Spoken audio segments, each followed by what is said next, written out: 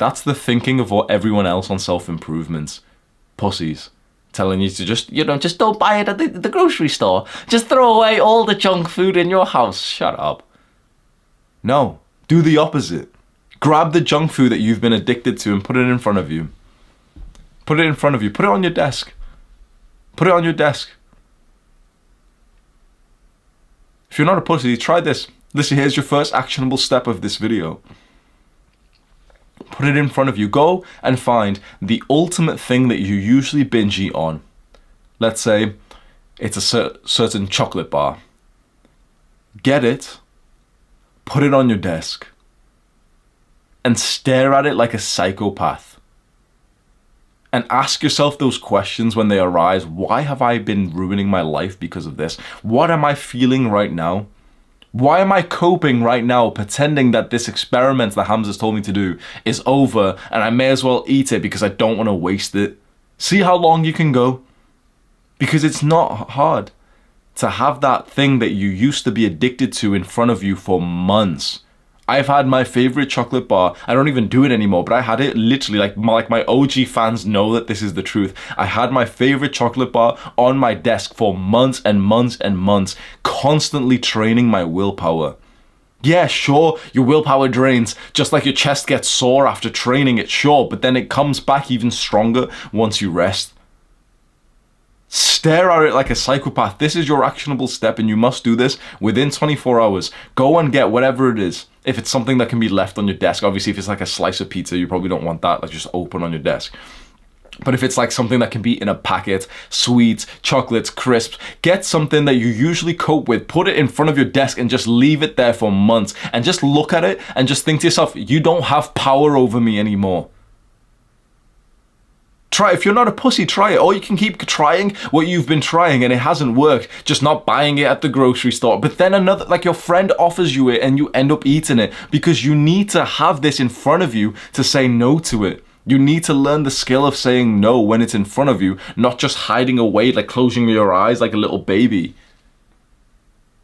Goo goo gagoo.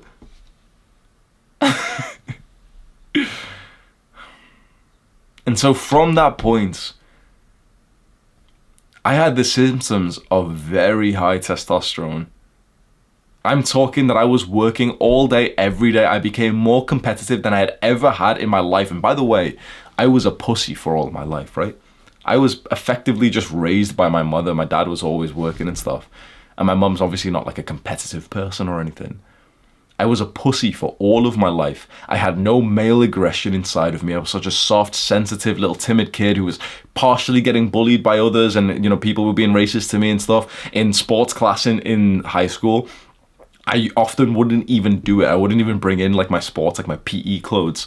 And I'd just like kind of sit at the side with the other fat kids. I wasn't like fat, but I was kind of like chubby. Never been competitive, never cared about it. And suddenly when I started to eat the foods that we're going to discuss, my dick's getting hard. I'm actually competitive. I'm seeing people who've got YouTube channels similar to mine or even bigger than mine at that time. And I'm thinking to myself some dark thoughts of like, I'm going to take what they've got. I'm going to take the attention away from them and siphon it for myself so that it benefits me and they don't get it anymore. And again, if you were like an OG fan of mine and you know the kind of videos I used to make back then, bro, I thought some competitive thoughts when it came about taking women from other men. Eventually, after 2 years of this, I got my testosterone levels checked finally. And I was above the high range. My total test was about 700 and something, like, which was on like the higher end of inside of the range. But the most important metric for testosterone is actually the free testosterone. And that was actually literally off the chart. The chart is obviously made for beta male little Jeffreys. And, you know, like they say, the healthy range is between 200 to like 900 and something. And free test is somewhat equivalent to that. My free test was literally not even in the range. It was slightly outside of the upper range.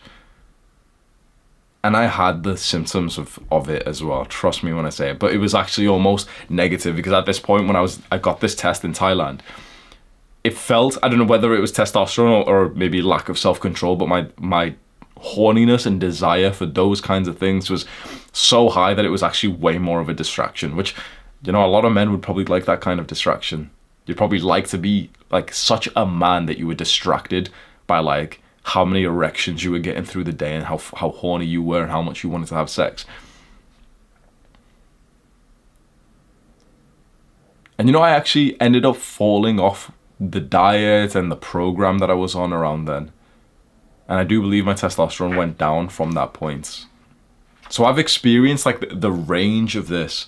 And there's a certain moment I just want to walk you through where in late 2022, I was moving around a lot. I was here, I came back from Thailand, I went to Scotland, and then my decision was that I was going to go and live in London.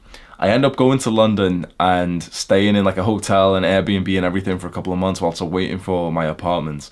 And I'm eating the food there, and you know, like we haven't really set up like the kitchen or anything, so we're just kind of like taking food out. But it wasn't even unhealthy food. It was just from like the nearby little mini restaurants in Canary Wharf and stuff. So I'm just getting like stuff from there. There's like a pot of oats and everything. Just eating kind of like what normal people who are going to work would eat, like, you know, these quick like lunch meals and shit. Just not feeling good. And suddenly there was one specific point when I look into the mirror in this hotel from the side, and honestly, I was seeing like my like bitch titty. I was seeing like bloated lower belly. My face looked bloated. If I can find the exact picture, I'll actually put it up on screen. If not, I'm not sure if I've ever released it. There's some people, like some of my fans have seen it when they come to meetups. I often show them the picture. And I just looked like disgusting. And most people would have saw me like that. I had thick arms and everything. I still had like a bit of a chest and everything. And most normal Jeffreys would have saw it and be like, oh, what do you mean you look disgusting? You look good. But it's all relative, right? So like to most people at that point, if you can imagine me looking like slightly puffy and like, you know, looking a bit bloated, to most people that still look kind of nice. Like I've went to the gym for like 10 years straight. But it's all relative. I'm an athlete. And you need to say this to yourself as well. You're an athlete. You're an athlete. So if you're fucking bloated all day, if you've got a bit of fucking little bitch titty fat, if you feel bloated and sickly and brain fog and your dick doesn't work as an athlete, you should be concerned. Because we don't set the standards of these normal people, because they would look at you as a young guy who's in like a healthy body fat percentage and think that you're just healthy. But it's not good enough. Because you need to be going to these new standards where literally if I get bloated by something, I'm a little bit pissed off, because that means that I've been so stupid to eat something that hasn't agreed with my body. At this point, I should know what foods are actually good for me or not. And you should be at the same point. You should literally know what foods are good for your testosterone, for your health, for your longevity, for your like your brain, your cognition. We don't have the standards of normal people anymore, because you've seen what they're like. You've seen the shit that these people eat. The shit that I used to eat in high school. Like, you know, my mom used to feed me like chicken nuggets. Bro, that's child abuse. I got abused by my mom when she was making me chicken nuggets every day in high school. No wonder I got gyno as a teenager, bro. What the fuck are they putting in the meat? I wrote down, there is an actionable step here. It's not actually about diet, but since you've clicked on this video and you're interested in testosterone, there is something which I'm quite like an enthusiast about now. It's one of, in my opinion, the easiest ways for you to get like a free testosterone boost, and that is to just simply not put your phone in your pocket. This is something I've said a lot these days, and I really want to like just emphasize this. I know this isn't about diet, but if you want like a free testosterone boost, like a quick one, don't keep your phone in your pocket. Your phone has certain kinds of radiation that will actually negatively impact your sperm and your testosterone. So one of the easiest ways you can get like a free testosterone boost, literally never put your phone in your pocket, just hold it.